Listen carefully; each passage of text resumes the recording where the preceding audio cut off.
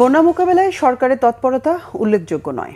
সরকারের মন্ত্রী, এমপি ও স্থানীয় প্রশাসন যথাযথ কার্যকর ভূমিকা রাখছে না বলে অভিযোগ করেছেন জাতীয় নাগরিক পার্টির আহ্বায়ক ও বিরোধী দলীয় হুইপ নাহিদ ইসলাম।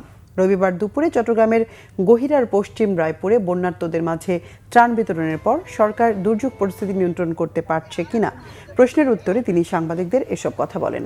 তিনি বলেন, বৃহত্তর চট্টগ্রামের বন্যা এখন জাতীয় সমস্যা। সরকারের অবহেলা হোক কিংবা যে কোনো কারণেই হোক, সরকার পারছে না।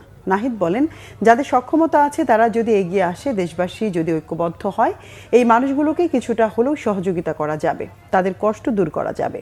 গহিরার প্রায় 500 পরিবারের মাঝে এনসিপির পক্ষ থেকে ত্রাণ বিতরণ করা হয়। এখানে বেড়িবাঁধের জন্য কয়েক লক্ষ কোটি টাকা বাজেটে রাখা হয়েছে। আওয়ামী লীগ সরকারের সময় এটা লুটপাট করা হয়েছে এবং এইবারের বাজেটও রাখা হয়েছে। আমরা আপনাদেরকে কথা দিয়ে যাচ্ছি, এবারের বাজেটের একটা টাকাও আমরা দুর্নীতি হইতে দিব না, লুটপাট হইতে দিব না।